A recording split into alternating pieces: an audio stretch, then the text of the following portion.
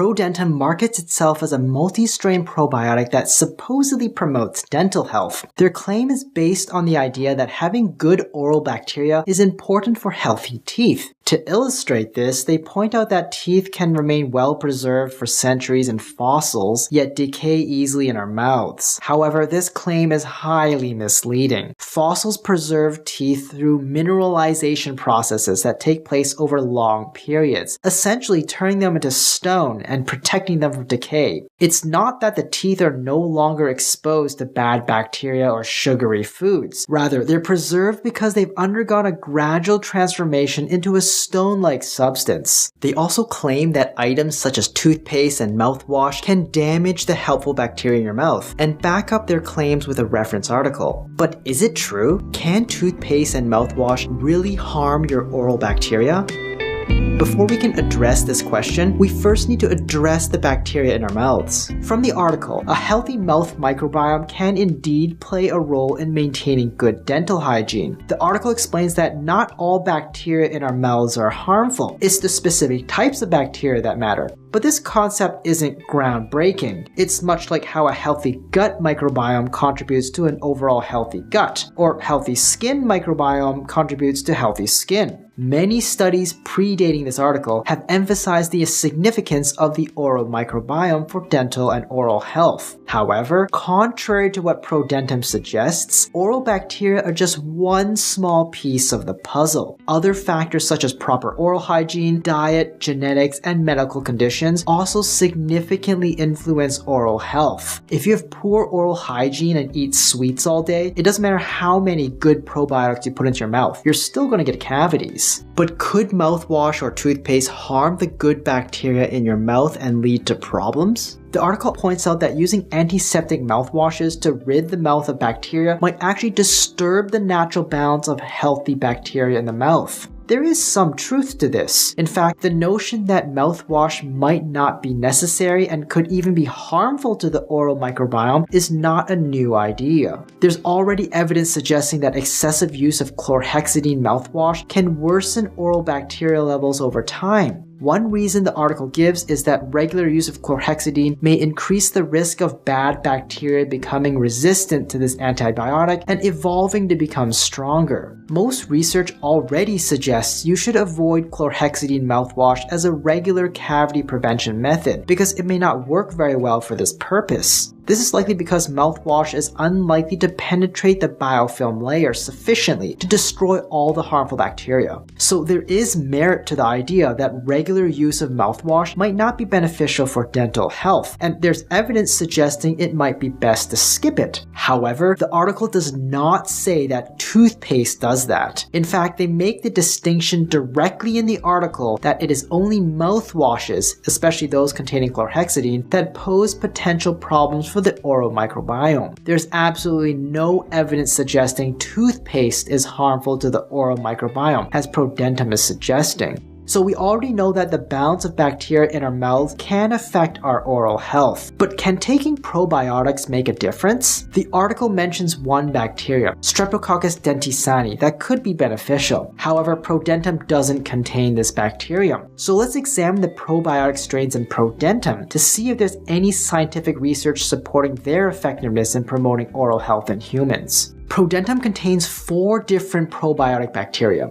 a generic strain of Lactobacillus paracasei, a generic strain of Lactobacillus reuteri, a specific strain of Bifidobacterium lactis called BL04, and a generic strain of Streptococcus salivarius. Firstly, there's Lactobacillus paracasei. Initial studies indicate that giving infants a specific strain known as LF19 from 4 to 13 months old does not decrease the risk of cavities in their baby or adult teeth. However, a different study administering another specific strain, SD1, to children once daily for 6 months did show a reduction in cavities. Yet another study involving adults taking a different specific strain, LPC-G110, 3 times daily after meals found no decrease in gingival bleeding. So although all 3 studies looked at Lactobacillus paracasei, they produced varying outcomes with different strains. This underscores the importance of using specific strains of probiotics. Even if they belong to the same bacteria family, using a different strain may not yield the same level of effectiveness. The strains examined in these studies were LF19, SD1, and LPCG110. ProDentim doesn't specify which strain it contains, so it's likely a generic strain, which likely does not offer the same dental benefits as these researched strains.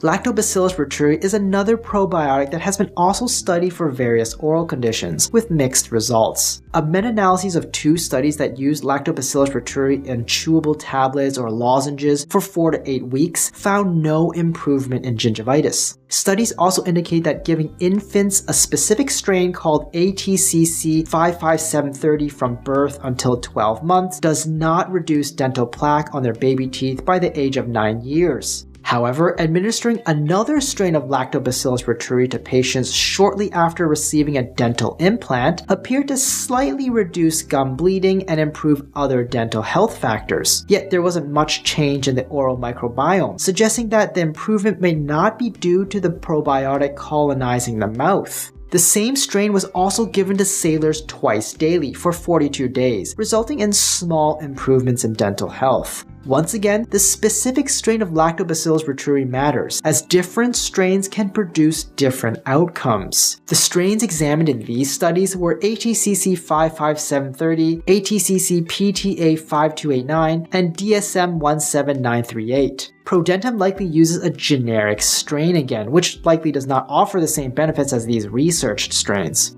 Bifidobacterium lactis is another bacteria being researched for its impact on oral health, with mostly negative results, unfortunately. Studies in infants reveal that giving a specific strain called BB12 for approximately 15 months does not lower cavity rates by age 4 compared to a placebo. Similarly, research involving adolescent boys aged 13 to 15 years found that taking 2 lozenges containing the same BB12 twice daily for 4 weeks did not reduce plaque compared to a placebo. Additionally, a small trial found that consuming a different strain called DN173010 for 4 weeks does not prevent gum inflammation or plaque compared to a placebo. However, after a 5-day period without brushing, this strain did show a small reduction in both gum inflammation and plaque formation. The specific strains examined in these studies were BB12 and DN173010, neither of which matches the one in ProDentim. There's no evidence that ProDentim's strain of Bifidobacterium lactis, which is BLO4, is beneficial for dental health. Finally, let's look at Streptococcus salivarius. In a clinical study, children who consumed a specific strain called M18 experienced a small reduction in plaque scores. Similarly, in a separate study, adults who took another strain known as K12 also saw a decrease in plaque buildup after 6 weeks. Yet another study combining both strains of Streptococcus salivarius found that adults who took this combination had a lower risk of cavities. Moreover, K12 was found to alleviate halitosis, or bad breath, but only when the tongue coating was removed before using the lozenge. The strains examined in these studies were M18 and K12, both of which are sold under the proprietary name BLIS. Again, ProDentim doesn't specify the strain it uses on the bottle or website. Overall, ProDentim does use a number of probiotics which have been researched for dental health. However, it appears that ProDentim uses mostly generic strains of these probiotics. As we've learned from the research, the specific strain of probiotic matters significantly in terms of the effectiveness for dental health. Using a different strain can result in vastly different outcomes. Since ProDentim doesn't specify or contain any of the specifically researched strains, I'm not sure it provides any of the researched benefits. More likely than not, these generic strains in ProDentim offer minimal to no benefits for oral health compared to their well-researched counterparts. Therefore, I think it's unlikely that ProDentim is effective for promoting oral health. If I want to achieve what ProDentim claims to do effectively, I'd search for probiotics with the specific strains that have been researched and shown benefits. Among the strains we've examined, Streptococcus salivarius M18 M18 and K12, marketed under the name BLIS, seem to be the easiest to get and have the most consistent evidence of improving overall dental health. However, even then, the overall benefits were marginal, and 100% does not replace proper toothbrushing and good oral hygiene. While ProDentim sells for approximately $70 per month, oral probiotics containing Streptococcus salivarius K12 or M18 typically range from $10 to $20 a month. Rating ProDentim by effectiveness for improving dental health, I'm giving it a D. While the types of probiotics they use have been researched for oral health before, it's unlikely that the generic and unlisted strains they use will be helpful. Rating it by cost, I'm giving it a D. You can get far more effective strains for much cheaper. Rating for safety, I'm giving it a B. These probiotic strains appear to be relatively safe to use. Overall rating, I'm giving a D. I would not recommend it at all. Hi, I'm Dr. Brian Young. Do you think it's worth it? Let me know in the comments down below. And if you found this video helpful, please subscribe to the channel and leave me a like. Hit the notification bell if you want to stay up to date, and share this video with someone you know who can use the info.